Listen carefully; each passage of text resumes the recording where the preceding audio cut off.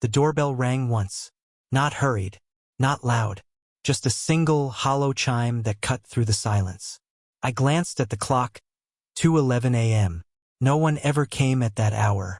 When I opened the door, no one was there.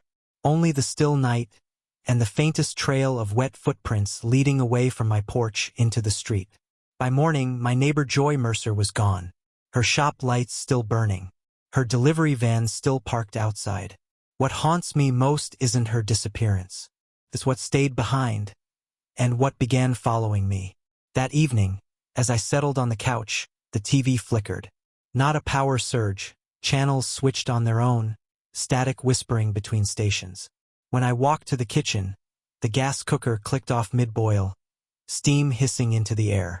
By the time I stepped out for work, I made sure the home was spotless. Returning hours later, I found every chair slightly moved, drawers cracked open, the living room subtly upended, as if something unseen had been walking through my life. And on the welcome mat, where Joy's footprints ended, a single black lily, its petals dripping with water that smelled of earth and rust. That was the first sign, the warning, the beginning of what lurked beneath. It never left. It just waited. First, I thought it was my imagination. But the house never felt the same after that night. When I sat in front of the TV, the screen would flicker, then shift to static on its own. Once, the channel changed to a home shopping network, the host smiling too wide, her eyes locked with mine. In the kitchen, the gas stove would hiss, the flame snuffed out as if an invisible hand had turned the knob. I'd smell the gas before I noticed the silence. And no matter how carefully I cleaned when I returned home, groceries in hand or after a long shift, the rooms would greet me in disarray. Drawers pulled open, chairs tilted, a vase overturned but never broken. It was never loud, never violent, just deliberate, patient, watching. The worst part wasn't the mess.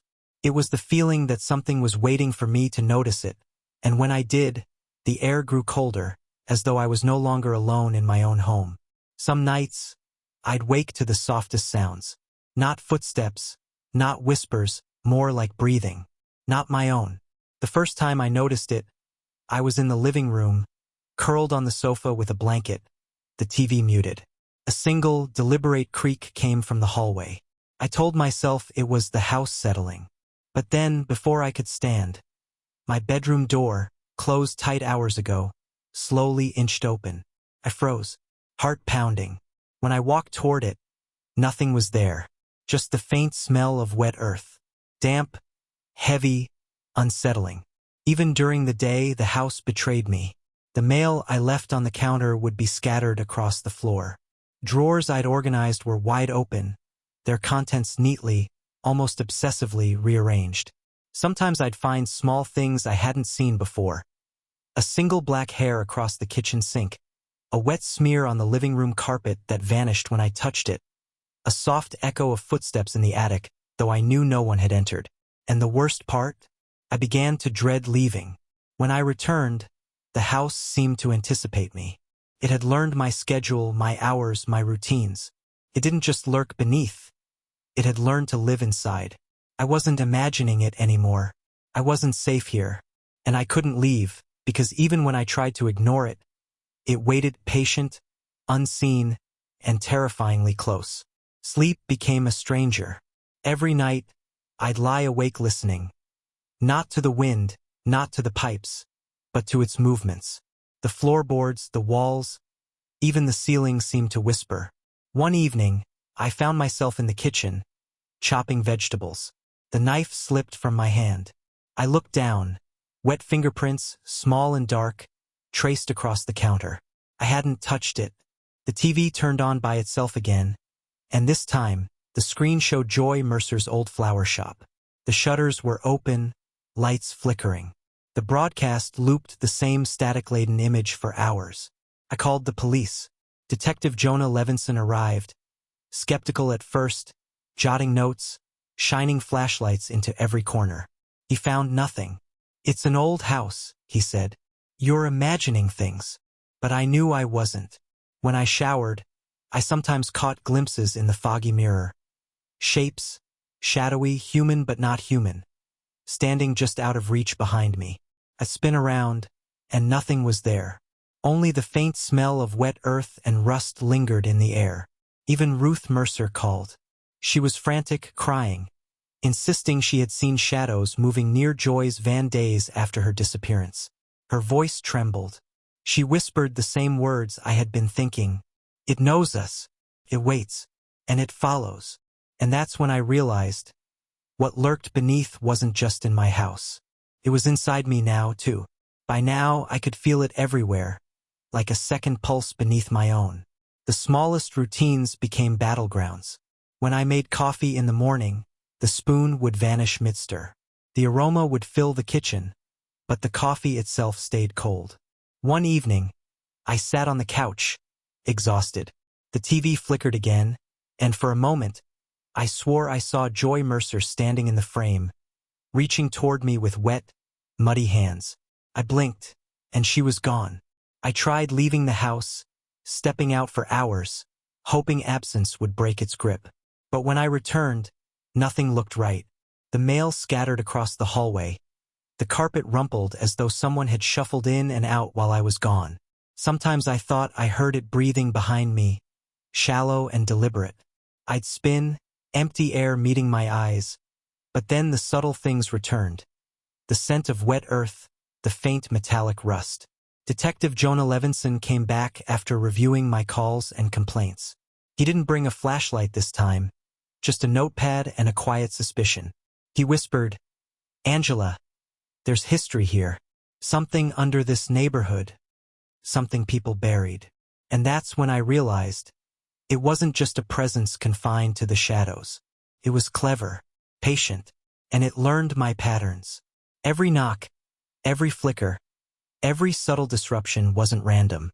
It was waiting for the right moment to make me understand. The nights became unbearable. Every shadow seemed to stretch longer than it should, creeping across walls, crawling over the ceiling. I could no longer sleep, afraid that closing my eyes would let it touch me. One evening, cooking dinner, the flames on the stove jumped higher without warning. I yelped, stepping back, but the pan hadn't moved. The air smelled of damp earth and iron. A faint scratching began at the baseboards, soft at first, then deliberate, as if it was circling me. My phone rang. Caller ID showed Joy Mercer's number. I froze. The line was silent except for a low, wet breathing on the other end. My hands shook as I dropped the phone. The screen shattered. Detective Jonah Levinson arrived again, urgency in his eyes. He brought Caleb Harker, the retired miner. "There are tunnels beneath this neighborhood," Caleb said, voice trembling. "Not just sewers, old mining shafts. Some things were buried here long before anyone thought to look." I followed them into the basement, flashlights slicing through darkness. The air was thick and damp. First, nothing. Then a whisper. A wet, dragging sound from behind a wall. The floorboards beneath me shuddered as if something massive stirred below. And then I felt it close, pressing against the other side of the wall, waiting for the moment to break through. It wasn't just haunting the house anymore. It was learning, adapting, waiting to cross the threshold. I realized in that moment that my life, my routines, my every move had become a map for it. And whatever lurked beneath was no longer content to watch. That night I didn't sleep. Every corner of the house seemed to shift under my gaze. Shadows pooled unnaturally, creeping along the floor as if alive. The faint scent of wet earth and rust filled every room. The living room TV flickered again, this time showing Joy Mercer's shop, lights blazing, door wide open, but she was nowhere inside. My heart pounded as I heard it. Soft, deliberate footsteps circling me, though the floors were empty. I tried to leave, but the door slammed shut on its own. Windows rattled. Drawers opened and closed in rhythm with my heartbeat. The presence pressed closer, wrapping the house in a suffocating silence. Then I saw it, not fully but enough to know it was watching me, learning me.